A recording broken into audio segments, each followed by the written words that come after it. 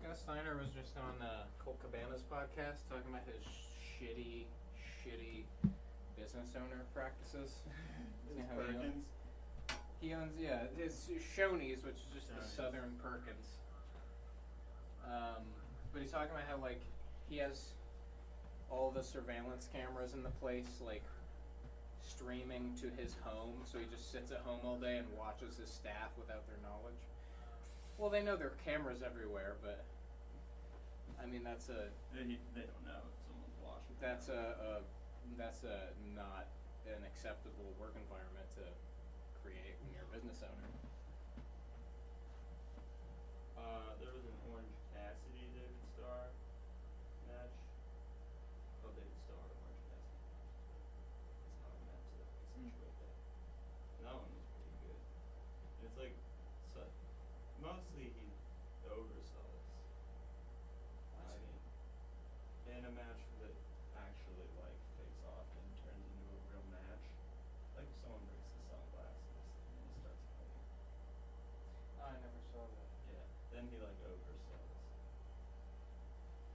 The only time I saw him live was at King of Trios. Oh, word. He wasn't on the team. It was Chuck Taylor's team was Chuck, Swamp Monster, and Drew Gulak. Oh, word. I saw one with Swamp Monster on the side. I think they got to the second round till they lost to Holowitz team. The Dream Warriors, I think they were called. Maybe tonight we'll be gone. Some of the one spot that he was going was like he'd get David Starr like in powerbomb position and he'd be like Canadian Destroyer and like Starr just gets up and punches him in the face like he's like Canadian Destroyer. Oh. What's up, guys? What's up, dude? Hey, partner. What's going on? Nothing. Do you want me to grab you a ticket to Super Indy? When is that? I forget. IWC? It's sometime this month. Yeah. Yeah, it's the single elimination tournament that we checked out last year. Did you come last year or just the year before? Last year. The one that Gresham won the thing. Mm-hmm. Sorry for holding you guys up. Oh, no problem. Not to worry. Not that I'm the host, but I'm still telling you, regardless of what he thinks. It's fine. How have you been? Very well. How about yourself? Good. Just my niece's baptism was today, so I was busy doing. So your adrenaline's still probably pumping. Oh, you know how those Catholics do. Salvation, indoctrination.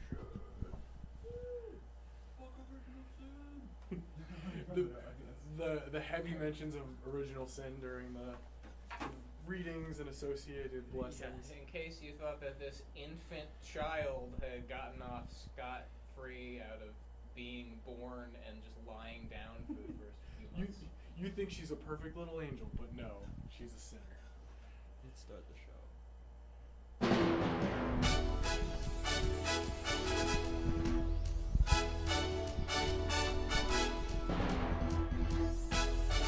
From Washington, the sharpest minds, the dankest butts, the smartest brains.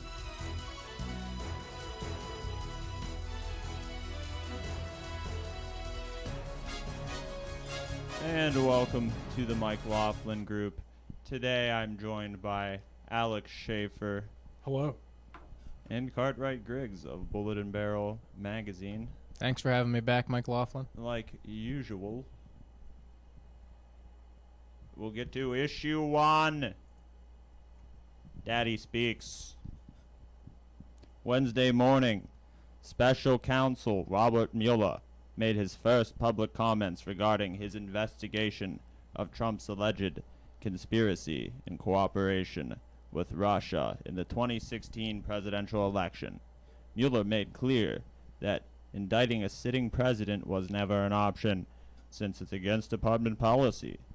Some members of Congress announced their support for impeachment, shortly after Mueller's public comments, including Senator Cory Booker, Senator Kirsten Gillibrand, and Senator Elizabeth Warren said that if elected president, she would change Justice Department policy, making it so that a sitting president can be charged with a crime.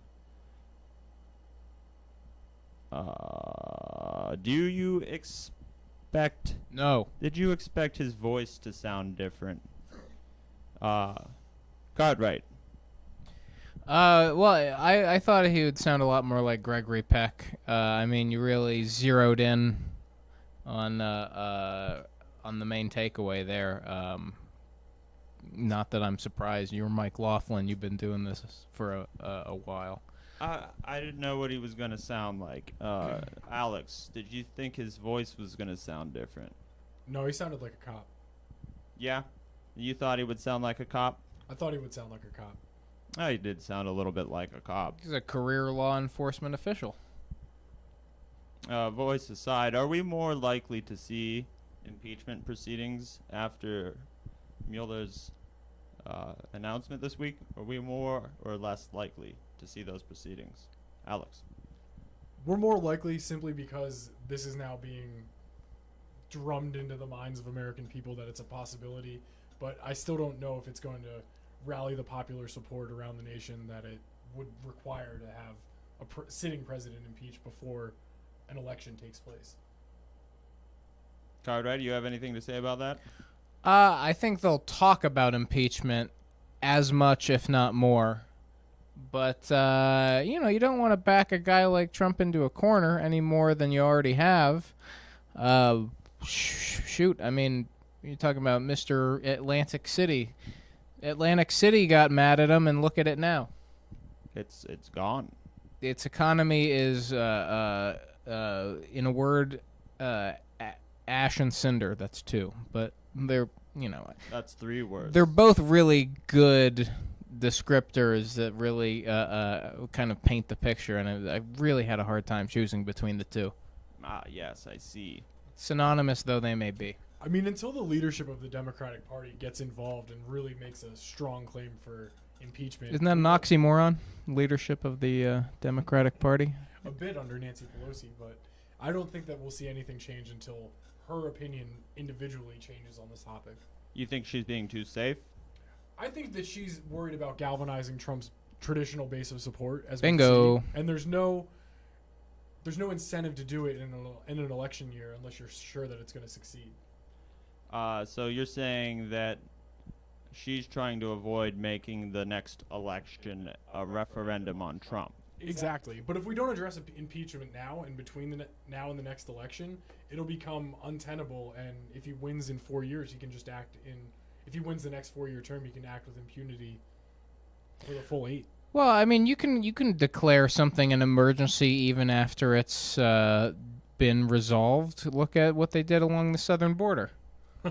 Well, I think if we see anything moving along the lines of impeachment, it would be very similar to what happened with Richard Nixon, in where he successfully gains re-election and then sometime after that is found guilty of an impeachable offense. Not that happened with Nixon. He resigned before they got to that point, but Right, he got on the helicopter and then it blew up, right? Yeah, he gave the double peace sign and then flew off into the sunset. Are you expecting It blew Trump up, to and resign? then nobody knew if he had made it through alive. And then Michael Caine looked up from his table at that cafe, and Richard Nixon was sitting there with a cocktail and gave him the. Am I mixing two things up? Perhaps. I only have seen movies before 1960. It sounds How- very real to me. How about that? The Searchers. The Searchers. That was 62. I'm sorry. That's John Wayne, right? The one and only. Yes. Are more Republicans? You mind if I pour one on your studio floor for John Wayne? Perhaps. Maybe after the cameras go off. Maybe That's not outside. exactly. That's We'll not go exactly. outside for that one. You're right. He did love the outdoors. Are more Republicans likely to follow the lead of Justin Amash and whoever the fuck else is supporting impeachment from the Republican side. Well, the Will we Amish see have never more? really been political trendsetters, have they? Their electoral involvement. Wait, Amash. Is that like the Hamas branch of the Amish community? He's some Republican. Oh, it's a man's name. Yes. Oh, I understand. I mean, just from a mathematical perspective, there would have to be more than one supporter in the Republican Party for impeachment. And I think Oh, that here we go with the mathematics. could be a growing sentiment among Republicans, but Amash is a potential candidate for the Libertarian Party for president in the upcoming election, so it could be something to rally that base of support. Not a as very well. strong candidate if he's in favor of this kind of federal overreach and intrusion into people's private affairs, though campaigning for president they may be. Because if there's one thing the Libertarian Party advocates for, it's the imperialist presidency. I get the tone, and it is, in this case, appropriate. Anything else to say about the Mueller speech? It was a waste of everybody's time. No new information was garnered from it. Yeah, It was pure spectacle. we knew everything that he talked about. He said read the report, and it could have been per my previous email message, and it would have gotten the same effect across. They might as well have brought in Jose Canseco again, too. That would have been more entertaining, at least. We might have gotten new names out of Jose. Amen. All right. Well, next issue. This is issue 2, if I'm not mistaken. Green New Deal, a no-go for Unc Joe. This week, environmental activist organization Greenpeace USA released a climate change scorecard ranking 2020 Democratic primary candidates on environmental issues. Former Vice President Joe Biden ranked 18 out of 19 Democratic candidates. At the top of the list were Washington State Governor Jay Inslee, Vermont Senator Bernie Sanders, and New Jersey Senator Cory Booker. Greenpeace states that Biden has not endorsed the Green New Deal and refuses to take a pledge to reject money from the fossil fuels lobby. Is this an important distinction to voters? Actually, before I ask that question, why should I care what Greenpeace says? Cartwright. Oh, you're asking the wrong guy, MikeLaughlin.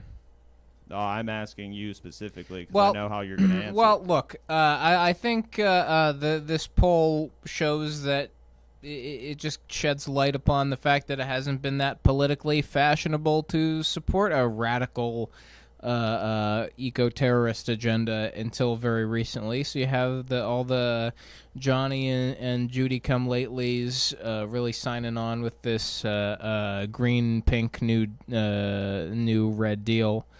And you got guys whose career primarily peaked in the 90s, early 2000s, like Joe Biden, who really served the bulk of their terms before this got as fashionable as it is today. And Bernie Sanders being the exception because, he's been a leftist radical for as long as his hair started to fall out. Yes, very good. At age 16. Why should I care what Greenpeace has to say, Alex? You individually should not care about what Greenpeace has to say. Issue 3. Likely voters that are going to choose a Democratic candidate should care what Greenpeace has to say, as they are forward-thinking enough to consider the environment to be a critical issue at this current time, and knowing that Joe Biden does not find that to be the case and will likely accept donations from fossil fuel and extraction industry represents a viewpoint that's not shared among likely Democratic voters and more commonly shared among likely Republican voters. Look, the only Greenpeace that I'm concerned about, and this is speaking for me personally, is the Airsoft Special Giveaway Edition that Monster Energy Drinks put out with that great neon green paint job last year. Very realistic looking gun. Yeah, no, we raised a lot of money for Second Amendment rights at auction, selling that off.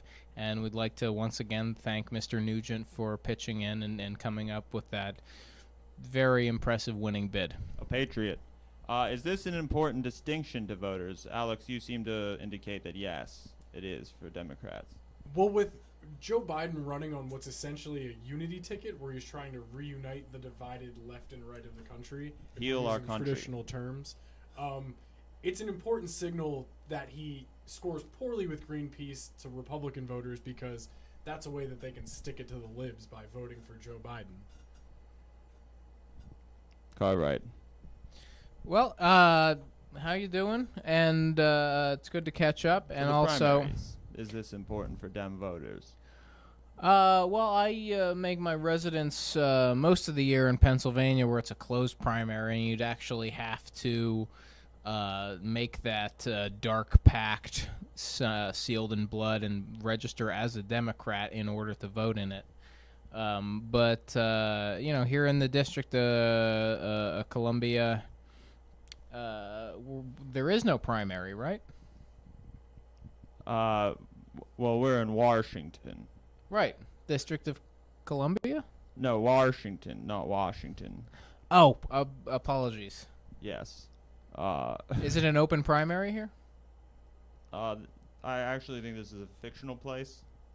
What's the median age then, since we're just... I mean, you can make it anything. Somewhere around 70. Okay, well... 69. Well, Mr. Biden's got this one locked down then, it sounds like. Sure. Should Democrats be taking Jay Inslee more seriously, Alex? I think his policy proposals should be taken more seriously, but I don't know if we can consider him a heavy hitter that's going to sway a broad base of support from likely Democrat voters. So he should just be writing speeches for a flashier candidate, probably, yeah? And I think that that's what's going to end up happening for, 10 of the 19 candidates that are in this field right now. Yeah, this guy's going to end up in Beto's entourage. He's going to be turtle to Beto's, whatever that guy in that show was named, in 2 months, probably, right? Because Johnny Drama. We can't Thank you. underestimate that 11 to 14 of these candidates are getting in line for the Democratic primary simply to enjoy the spoils system in the event that a Democrat does win. Right, They're looking for cabinet a whole 20% of them, you're saying. Yeah, more than that. Governor of Montana just announced this week. Did you catch that one? Who is that? Wait. Bullock. Steve Bullock. Steve Bullock. Great name for a campaign poster. I'm not gonna... Is that 21 candidates now? 22? I thought it was 2012. Oh, yes. Or 32, as we say. So the Bill Maher vote isn't enough to carry Jay Inslee past the primary. Oh, no. Hope and Smug? Is that the slogan? Bill Maher has him on his show sometimes. Understood. Well, again, I wouldn't know. Yeah, well, Make smugness great again. it's a very good show if you're old and white But... and not a Republican. Also Islamophobic. Or else I would love the show. but- Yeah, no, you're making it sound good, but I've actually seen it and I know better. Doing that Oppo research. Why no Mike Gravel on the Greenpeace report card? Fear. Why'd they leave him out? Fear? They're afraid of him? Well, gravel, that's not exactly a name that you'd associate with verdant pastoral scenes, and it's just kind of off-brand for them to have a real hard-hitting old cuss. You go by name. How the name sounds. Mike Gravel. You listen to that. You just the name? That's what you... Well, I mean, I've heard the man speak, and he might have some batshit ideas here and there, but he sticks by his guns, and they are registered. Mm. And I have no personal issue with the man. I just wouldn't vote for him. Alex, Mike Gravel? Why not on the list? Well, first of all, we need to throw a little Stephen Urkel, Stefan Urkel twist on this name. Mike Gravel is my personal favorite candidate for president right now. I'm a multiple-time donor to his campaign. Even though it's being run as a novelty campaign to this point, he is, in my opinion, the most dangerous person in the Democratic field because we've seen him on a debate stage go at Joe Biden. We've seen him go at Hillary Clinton, and the big contenders in this Democratic field, the Beto's, the Mayor Pete's, have got to be shaking in their boots, getting on a stage with him, and having a 90-year-old man roast them in front of the nation. Well, it sounds like for that reason he won't make it to the stage. And I think you're right. Because he's essentially running the kind of campaign, the kind of grass tweets campaign that Donald Trump ran, except the Democrats are so insulated and elitist that they have so many structures in place to exclude people with a groundswell movement from getting too far without jumping through the right procedural hoops. And I think that if we look at the polling, it shows him polling much higher than some competing candidates. I think he polls higher than Jay Inslee, definitely higher than Marianne Williamson, some of the other candidates that are considered in the race officially. That's 33. Hickenlooper. But whoever he's else only about announced 1%. since we began talking, whoever else has announced. So I think we have to Precisely. consider him a serious candidate until it's time for him and the group of high schoolers that are weekend at Bernieing his candidacy to the forefront. I think that we have to take him seriously. He's got the right environmental objectives. He's the only anti-war candidate in the entire presidential race. And I think that that's an issue that reigns very strong Well, with me. Ron Paul has Sure. not committed yet.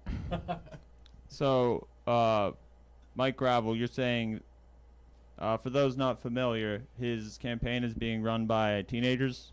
18-year-olds from Alaska requested Mike Gravel's permission to essentially run a campaign on his behalf. Their campaign announcement was, we're campaigning to lose the presidency, because they're really setting themselves up as on a suicide mission to basically delegitimize candidates like Joe Biden. To move the Overton window. Exactly. A great shift Yes. left. Good strategy from some youngsters. Bonsai. Get And these youngsters are now going to represent an electorally significant part of the electorate if they turn out.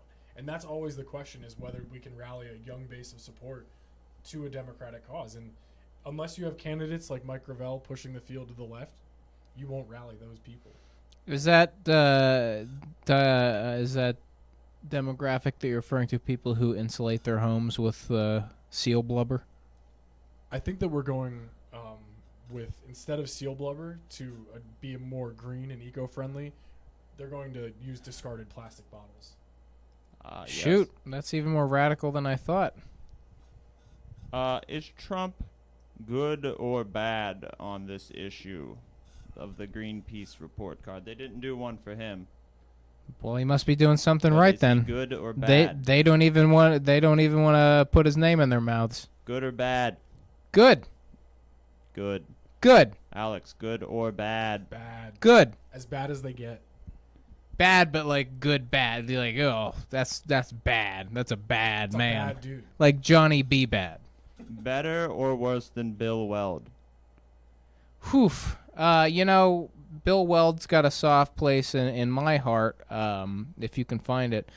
Gary Johnson's running mate in 2016 should have been at the top of the ticket, really had the credentials, really swam upstream to bring some sensible governance to Massachusetts, albeit temporarily. But that's the way the cookie crumbles in a representative democracy. For those not aware, Bill Weld is the Republican running against Trump to get the Republican nomination for the presidency. Alex, Bill Weld. I think that he's probably, him and Trump are probably equal in regard to their views on the environment at this point. I think Bill Weld may be a little more laissez-faire, hands-off approach to particularly the extraction industries, and that could be something in his favor among very conservative Republican voters. But we can't overlook what Trump's done to the EPA in terms of lack of oversight taking place right now. Molecules of freedom. It's certainly branding. It is branding. For those not aware, this week the Trump administration called natural gas molecules of freedom and freedom gas. Freedom gas. A sub-issue in this... Makes you just want to idle for hours and hours, doesn't it? Just... No freedoming for longer than 15 minutes. Well, I mean, if you're in a loading zone. A sub-issue here, Biden's electability. Clinton lost. The states hit hard by trade deals. Ohio, Pennsylvania, Michigan, Wisconsin. Do voters know yet that Biden voted for NAFTA and was a primary supporter of the TPP trade deal? Well, I think if he gets nominated, you're going to find out exactly how many voters remember that he voted for those things. Are you saying that he's a dangerous candidate to run? If you're a Democrat, if you're sure. A Democrat, that's what I mean. Yes. A dangerous candidate to I mean, run. it wasn't just the witchcraft and the stack of Arkansas state troopers buried in her yard that did Hillary Clinton in. It was those full-throated endorsements of NAFTA. Yes. There were a lot of voters who still remember the jobs that they had right before that was signed. Battleground states. Biden's going to have a hard time in those states, right? Is that Well, what you're saying? I mean, he's an old hand at losing elections. So I think he'll take it in stride, and that's good. You're going to want someone who can take it in stride when they lose the general election in 2020. You want him to look good. Sure. I mean, you want someone who's going to keep a stiff upper lip, so I think it's a good thing that he's probably going to be nominated. Alex, is this a risky call for Democrats? Oh, definitely. It's something we saw it backfire before with the nomination of Hillary Clinton. And if I remember correctly, Bill Clinton was initially resistant to passing of NAFTA without significant environmental and labor protections being implemented as part of the enacting legislation. And Joe Biden was not in favor of those. He wanted to pass the trade agreement as is. And if that's something that happens again with the TPP, if we should become a signatory to that agreement again, it would be very unpopular among likely Democratic voters. So you're saying he's even worse on trade than Hillary Clinton? I think he's more proactive in pursuing multilateral trade agreements, and that's something Globalism. that you have in common with Globalism. Hillary Clinton. So, risky then. Extreme. Joe Biden, very risky. Only if you're an American who wants to work for a living. Burned. Bring on Biden, I say. Next issue. Trade war Trump. Thursday, Donald Trump announced his intentions to levy a 5% tariff on Mexican goods starting June 10th, sending market indexes sharply downward on Friday. The tariffs are set to increase incrementally until topping off at 25% on October 1st, where it will stay until Trump has decided that Mexico has done enough about their immigration policy. Mexican President Andrés Manuel López Obrador has dispatched an envoy to Washington to negotiate with the Trump administration, who seeks to pass an updated version of NAFTA. The Dow Jones Industrial Average is down 5.4% in the past month. Is this a recipe for disaster? Cartwright. Well, it's a recipe. If I watched the same Game of Thrones episode that you're talking about, it's a recipe for a Mexican trade envoy to be pushed out of a castle window. It's. I get that. It's. I get that reference. It's not exactly free market trade, is it? It's leverage and cronyism, the kind that you'd expect from an East Coast elite, which is really the risk of letting somebody like Donnie Trump run roughshod on the economy. I may not be interested in his personal legal situation and the grudge that the deep state holds against him, but if you're talking about this kind of cronyism and threat-based market approach, It doesn't seem like it's going to end well, especially when you're dealing with an organization as violent and corrupt as the Mexican government. Alex? I think what you had said before is correct in that this is a strong-armed approach to incentivize Mexico to pass the USMCA, which is the updated NAFTA agreement. I think what we will likely see is that some of these tariff threats will be viewed as saber-rattling among the international community because, as we've seen over the last few months with his tariff actions in China, these are all part of incentives to bring negotiators to the table to cave to the demands of American trade negotiators. Interestingly enough, this current round of tariffs for Mexico were not approved by the USTR Robert Lighthizer, but they are supported by his current chief of staff. So there's a big fissure within the Trump cabinet, essentially, on whether these tariffs are effective. I think they're personally just an outdated approach to an issue that's not really pertinent to the majority of Americans currently. NAFTA, the jobs that left America with NAFTA left over 20 years ago, and I hate to say it, they're not coming back. Once that die was cast, Not with America's that economy attitude. was fundamentally changed, and the only thing that we're going to see now is businesses that are savvy enough to negotiate price decreases with Mexican vendors are going to make out and come ahead in these tariffs, and any increases are going to be passed on to the American people. It's going to continue to drive inflation, and it's going to hurt American families. Right, because the tariffs, while being enough to really kind of galvanize this as cronyism, are not enough. We would be talking about 45-50% to galvanize this as a proverbial, not a literal wall that would really keep Mexican goods out and actually maybe stimulate some new manufacturing to take place here. That would be beneficial. And there are things that we could do to stimulate manufacturing jobs here in America. Right. Imposing Like steel tariffs. imposing, Those were supposed to be pretty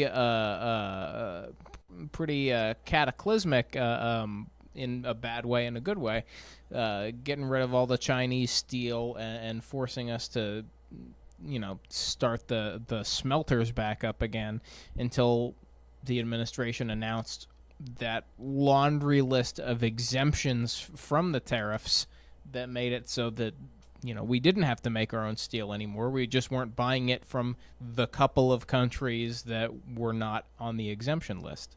and anti-dumping duties, countervailing duties, they've been around for dozens of years, and they haven't brought steel jobs back to America. Are we really going to pursue that with every type of product that we're importing right now? Not if we Because keep pussyfooting. It doesn't seem like an approach that's going to benefit anyone other than American business owners. Well, yeah, and even then, not even enough to open up some or open back up some manufacturing firms. Is this tariff meant to punish millennials and specifically their love of avocado toast, much of which comes from Mexico? Actually, this is actually a trade action that's going to harm American farmers more than anyone. Right, yeah, people who get up in the morning. How so? Well, we've seen with the China tariffs, with the American farmers, for instance, that farm cherries in Washington are one of the groups I've seen most affected by this. Their entire export market is essentially dried up as a result of the reciprocal tariffs issued by China. And I'd expect Mexico, being our second biggest trade partner, would likely pursue something similar if these tariffs were followed through upon. Yeah. If they're actually enacted on, it's going to be devastating, not only to farmers, but also to auto workers here in America, who are going to see the cost of the cars they manufacture rise, which is going to push down the American consumer's desire to buy those cars. Yeah, and once the cherries dry up, then the only people who are going to eat them are millennials. And drunk birds. You're saying millennials eat dried fruits. I'm going on the record with that one. That's a bold stance. Look, you can't make a pie out of dried cherries. Is that true? Trust me, it's true. Okay. Well, these tariffs, I guess we already answered this. I was going to ask, These tariffs have a significant impact on people's everyday lives. Will it be the food prices that are the most common effect? Food prices, Seen by- produce particularly, will see an increase in cost if these tariffs go into effect. It'll be gradually implemented over time. We may not see them immediately, but I wouldn't be surprised to see the cost of a head of lettuce or an avocado climb by as much as $1 per head or avocado. Or ball. Avocados that they grow in pairs on trees. They look like testicles. They grow out of pears, like out of the bottom of a pear. P-A-I-R. Understood. So Canada, when Trump put the tariffs on aluminum and steel, or just aluminum, I forget. Steel and aluminum products and their derivatives. So Canada immediately enacted reciprocal tariffs. Do you think Mexico will do the same, Alex? From what you said earlier. I think if these trade talks that took place this weekend aren't productive, I could see that being the case next week. I mean, if you have an inside line on what the drug lords are going to tell the president to do, hey, then you have more inside scoop than I do. American drug lords or Mexican drug lords? No, I'm talking about the Mexican drug lords, the guys who are really in charge, not the business people in the U.S. Has Mexico done enough to curb illegal immigration? Cartwright. No. Because they don't have, I mean, they've have more jobs after NAFTA than they did before, but they still don't have enough for everybody. Well, a lot of these migrants are not Mexican either. A lot of them are coming from Central American countries like El Salvador and Guatemala and Nicaragua. And yeah, so don't bury the lead, MikeLaughlin, is what Alex is saying. Well, sure, but AMLO, the president of Mexico, is trying to convince Trump that they have increased their efforts to deport and control the flow of migrants from the south of Mexico. But that's just pushing the ongoing humanitarian crisis on the southern border further south and out of sight of the media and American policymakers. We have the ability to accept millions of refugees into America. We're lucky to have a bountiful nation that can provide for all. And frankly, to see the oppression of migrants seeking a better life in America is just we have enough to provide for all who are living here right now at this moment. And because of our, God-given ability as a capitalist nation to import products from around the world at a reasonable price, we can also provide for the people that wish to join us here and do the same. Look, In our MikeLaughlin, private detention center. I think this guy is the kind of guy who invites 10 people over for a poker game and orders one pizza. That's not enough pizzas. 2 pizzas, maybe. But I'm Maybe. ordering one for Listen to this. myself. Listen to this waffling. So you're saying that it's a bad thing if Trump decreases illegal immigration. What kind of No one's saying liberal that. sickness is? No one's saying that. I'm saying we should, across the board, end restrictions on immigration to America and see how that policy gets us. A true free market for migration. Oh, you're just trolling now. Doesn't Trump want to fill those private detention centers to help out his prison lobbyists? Yes. Well, and you'd be hard pressed to prove that he doesn't have personal equity in them as well. Okay, I won't try then. Yeah, we probably shouldn't. Yeah, he's just completely ignored the emoluments clause of the Constitution so far, so why should he stop with private prisons? Will this be an effective strategy to achieve Trump's goal of less immigration from the south of the Western Hemisphere? It's an outmoded strategy for a modern problem that requires a modern solution. And the modern solution is more inclusivity and migration to America. Look, the modern solution is we send Sean Penn back down there and ask El Chapo what he's going to tell the president of Mexico to do. Yes. That's going to be difficult, though, because I think El Chapo is currently in an American prison. Well, then we can use them. Well, I mean, why aren't we using El Chapo? look, if Hillary Clinton can run the deep state from her woodland nature preserve, then El Chapo can run the Mexican government from whatever federal prison he's in.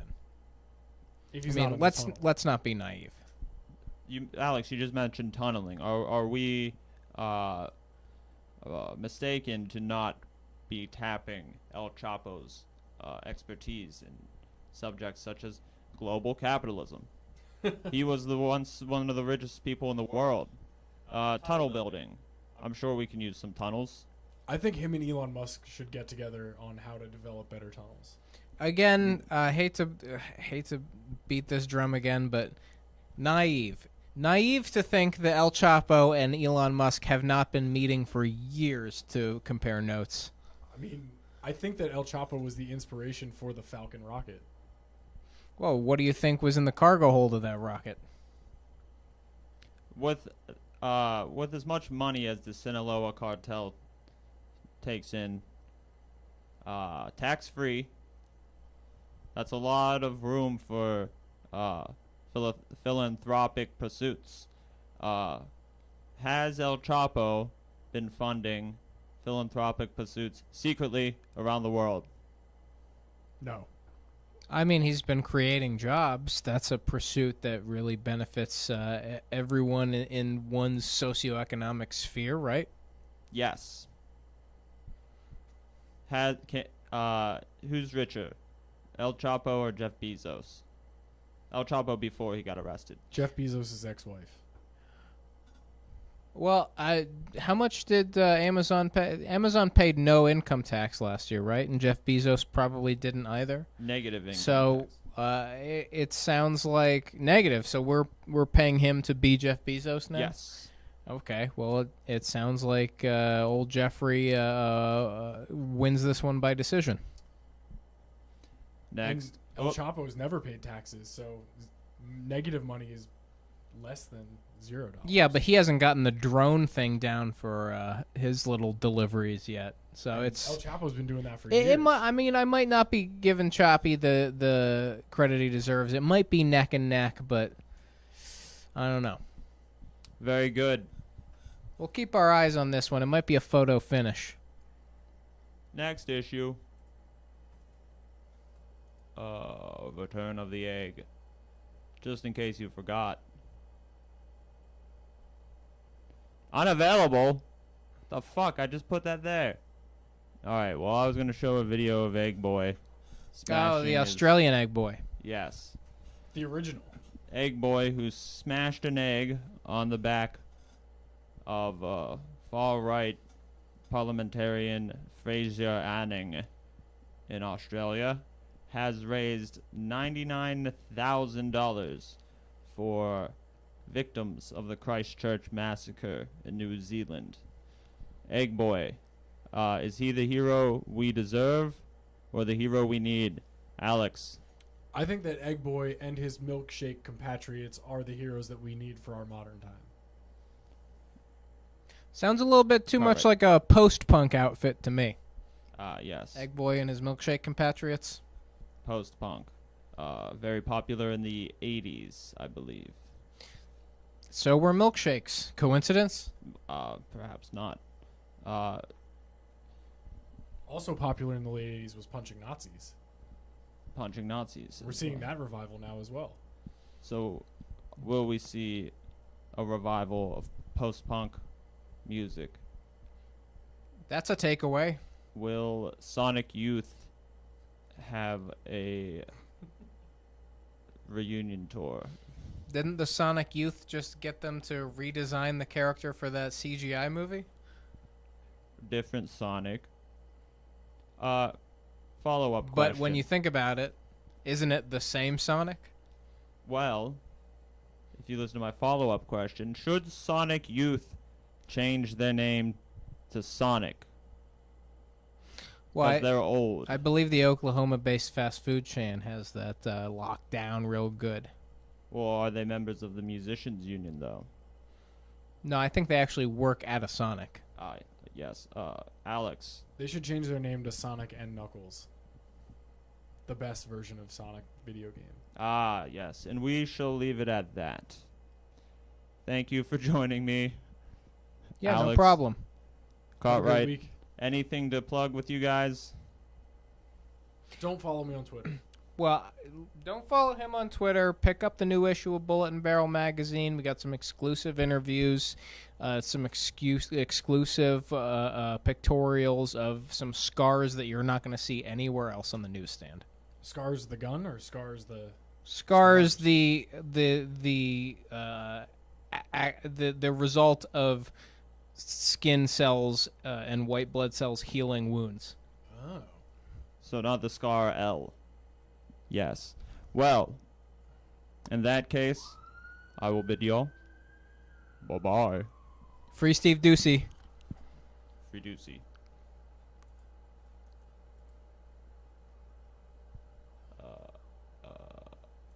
Yeah. Yeah. Are we off? I mean, not really. The theme song can play yet. Bam, bam, ram, dam, scott, da, ba, da, ba, da. Down, down, down, down, bum, ba, da, da, da. Do, do, do, do, do, do, do, do, do, do, do, do, do. Ram, dam, so, dam, dam, scum, scabba, da, ba, da.